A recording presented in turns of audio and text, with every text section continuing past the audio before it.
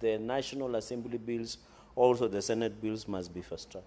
So, Speaker, the origin of cooperative movement in this country started way back in 1908 through formation of dairy sectors by the white settlers.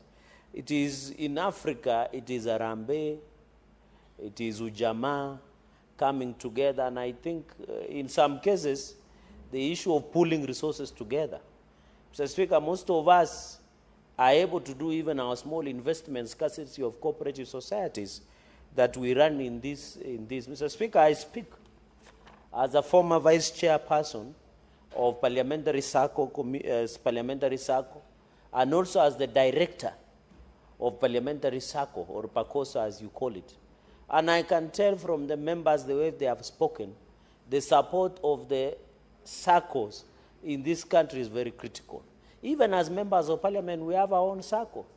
There is also Bunge Circle, there is Police Circle, there is Teacher Circle. So, Speaker, it assists many of the investments that you see, even ownership of small investment. Even some of the projects, the small projects some of us do, we do it courtesy of the circle. So it means we must pool resources, Mr. Speaker. So as a farmer, cooperative movement must be revived. And I'm happy Cabinet Secretary Wycliffe Ambetsa Oparanya, Governor, and the current CS should push and ensure we have more resources to revive and jumpstart most of the cooperative society. You and me come from a farming community where we need this cooperative to ensure our farmers, Mr. Speaker, get an opportunity of ensuring, Mr. Speaker, that we have opportunity of ensuring that cooperative farmers get opportunity. Mr. Speaker, when you look at this bill, I can see they have tried to address the issue of registration, regulation, supervision, standardization.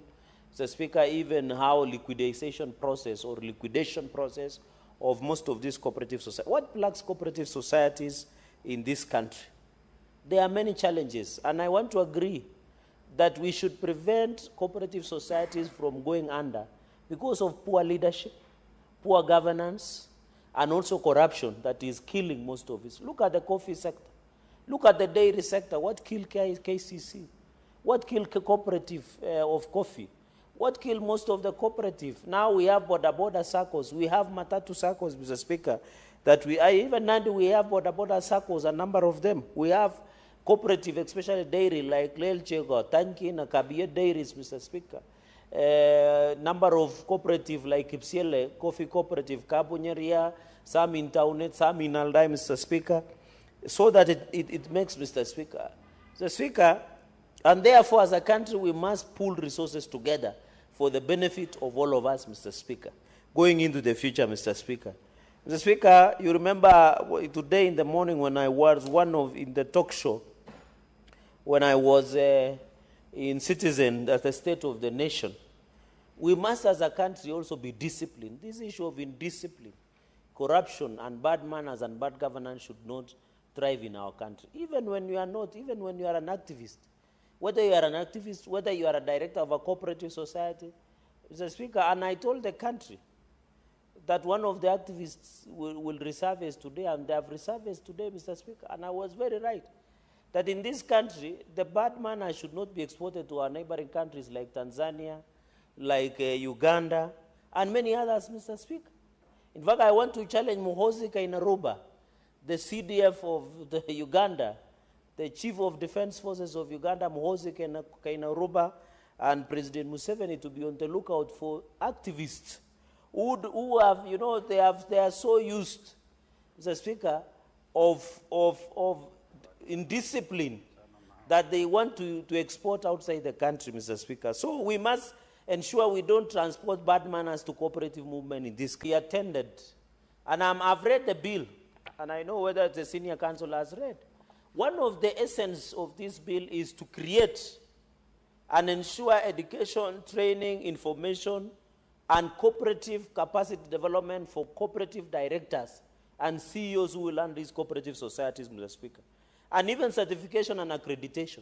Mr. Speaker, if we want to achieve, we must ensure that the Cooperative University of Kenya is anchored in this bill so that we have a standardized way of accrediting and standardization, because you can imagine if directors of cooperative are trained differently across the country, we'll never have a standardized format of looking at it. So this is the opportune time, Ministry, and I'll be bringing an amendment so that we anchor the cooperative university as one of the training centers, one of capacity development centers for development of our cooperative directors and CEO who will run this cooperative, Mr. Speaker, and ensure also they assist us as part of governance, Mr. Speaker. In cooperative governance, we must relook at it, Mr. Speaker. So I want to challenge that we must anchor the Cooperative University of Kenya as part of the people who will, and I'll bring an amendment to ensure we have issues of accreditation, standardization, training, capacity building, and research.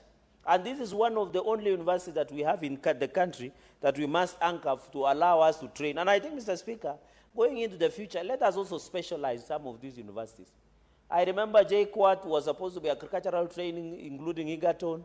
We need to ensure, universities are going under. And Senator Omogeni, many people have challenged the university funding model. The reason now most universities are struggling, Mr. Speaker, is because, Mr. Speaker, underfunding. And the president brought a model of university funding that should revive most of these universities, Mr. Speaker.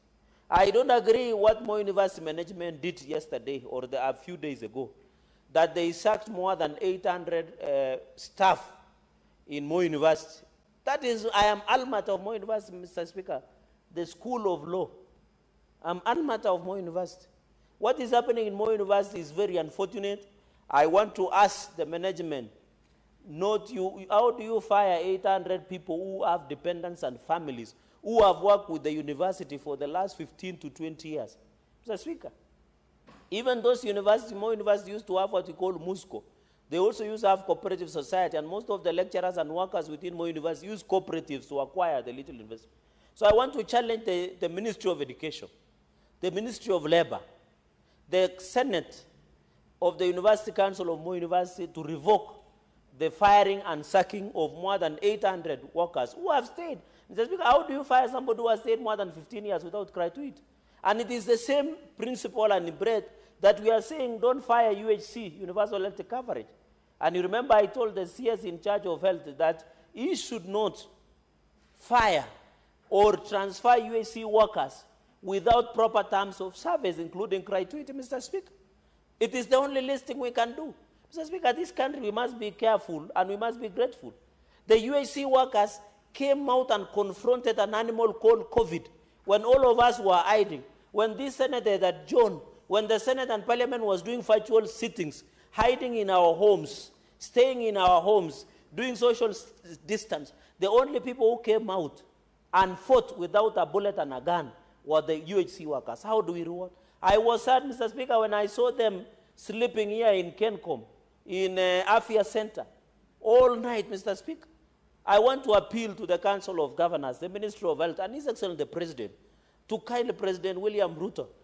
I know he's a man with a big heart to intervene on this issue of UHC so that our young men can be confirmed on permanent and pensionable, their gratuity which should be paid, just like we do in PNP, Mr. Speaker. So I'm saying because most of these organizations have cooperative movements, within even police, we want to see, Mr. Speaker, we want also to see, Mr. Speaker, the teachers' cooperative union, Mr. Speaker. Even Mwalimu Sacco, I know it had challenges in the past, Mr. Speaker. I saw yesterday the committee of the education demanded the medical cover of teachers. These movements are, Mr. Speaker, me and my mother is a P1 primary school teacher. It is courtesy of the Sacco that yours truly and the future president of this republic, I was able to go to school. The meager salary that my mother got as a primary school teacher could not take me to the great school of Kapsabet Boys High School if it was not for the Sacco that teachers have, Mr. Speaker. I would not be standing here. That is why I was able to go to Kapsabet Boys High School and later went to Moi University School of Law, courtesy of the teachers. I'm a proud son of a primary school teacher. My mother taught for many years, and she even later taught me in school, Mr. Speaker. The reason I'm saying I'm the future president is because Kapsabet Boys has produced 2 presidents. It has produced President Moy. It has produced President William Ruto. They say if you see quacks like a duck, it's a duck. So I have been to a school where presidents are being manufactured, Mr. Speaker. So the point I'm trying to make is that SACCO has assisted all of us. And that is why when I had the cooperative bills, I feel it personal.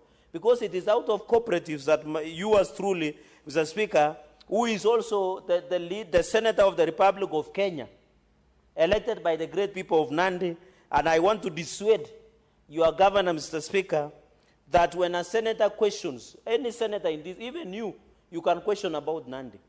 Senator Nyamira, he can question about Nairobi. Senator Vihiga can even oversight, and I'm happy with the speech he made in Garissa, during Garissa cultural event. But I want to request colleagues in future, as a sign of protest, you should not attend such events because it's only consumed 40 million, Mr. Speaker. But I know he was being sent as the deputy party leader of ODM. He was there courtesy of Prime Minister Raila Odinga. So it is understandable. But I'm happy he said governor must answer to questions when he appears before the Senate, Mr. Speaker. And that is why, Mr. Speaker, we need to tell governors that the work of the Senate is to oversight the entire 47 governors, Mr. Speaker. And that is why yesterday I said there are 17 stall projects in Garissa that is worth for 5 or 4 million. It should complete.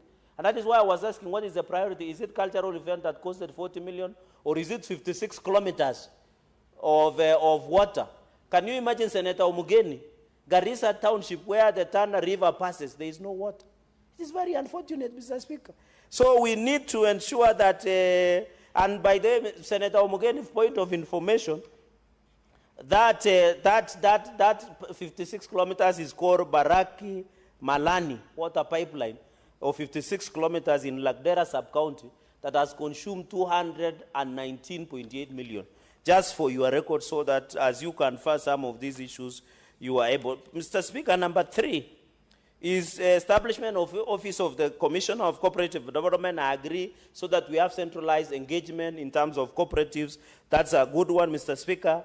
Mr. Speaker, I'm happy that you have included the PPPs, private-public partnership. I agree. That is one of the functions of commission, so that we have centralized. Mr. Speaker, I know we have donors, through conditional funds and grants. Let them engage through PPP. If, for example, you know Denmark is biased towards dairy. Mr. Speaker, is dairy.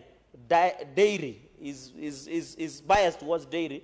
Mr. Speaker, they should be able to be allowed under PPP to partner, for example, with farmers from Nandi, Mr. Speaker. As I said this, I'm sad, because the current governor of Nandi, Governor Sang, which has done the source of champions to source of corruption, is that he has built a Nandi cooperative creameries. Can you believe this, Mr. Speaker? Almost 1 billion, yet he has not even packaged a half a liter of milk. Even a correct factory should only consume 350 million, Mr. Speaker. It is very unfortunate that as we talk today, the farmers of Nandi, we have never gotten value, because Nandi, there are so many white elephants. In fact, do we call yellow elephants or still white elephants? Because Kabiet, which has Nandi creameries, has consumed almost 1 billion. Yet they did not buy land, Mr. Speaker. You go to newborn mother baby in Kapsabet Hospital, is tall. You go to Nandi Governor's office, is tall. Kobujai Hospital, which is stone thrown away from the Governor Sang home. God forbid if he gets a medical emergency. That project has stalled and has consumed almost 100 million Kenyan shillings. Just like Kapsengere, like Chepterwai, Kapsengere Dispensary, Chepterwai Hospital, Mr. Speaker. So it is very unfortunate that white elephants continue. I'm saying this because, for example, this issue of PPPs, if the coffee sector, avocado sector, Mr. Speaker, and also to ensure, promote, and develop frameworks for public-private partnerships, PPPs, we must ensure. Even I saw your governance establish something, is supposed to fund a project called Garissa's Farmers Training Center or something like that, Mr. Speaker.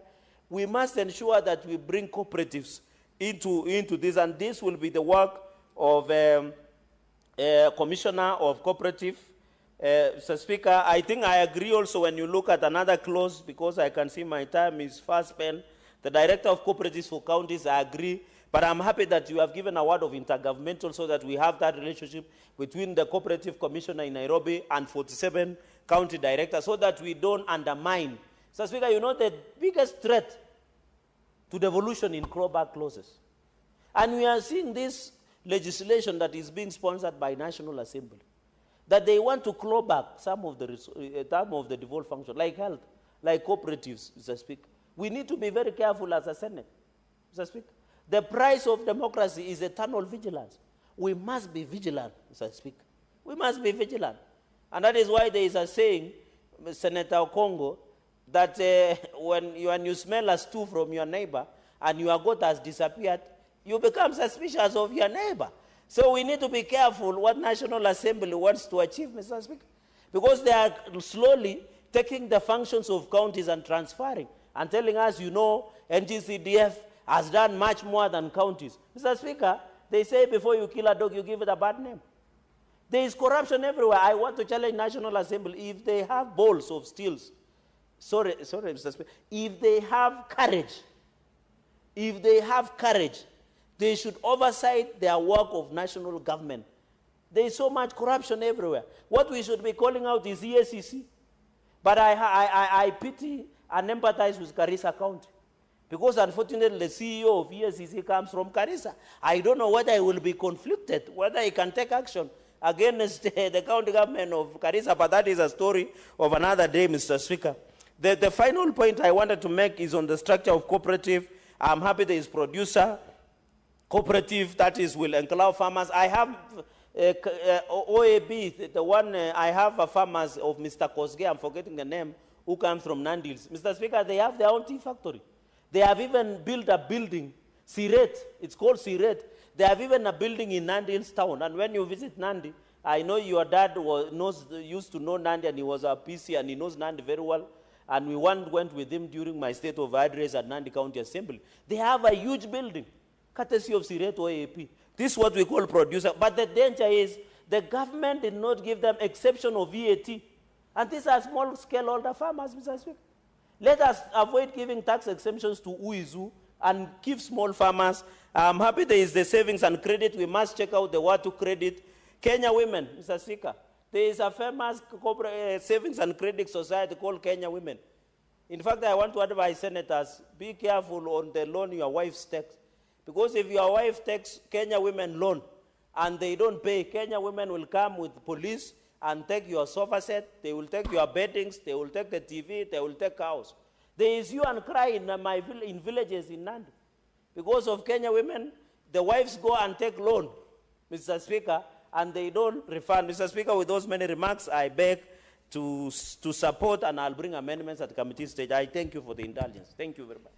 Thank you, Senator. Senator Godfrey Ososi. Thank you, Mr. Speaker, for this important opportunity.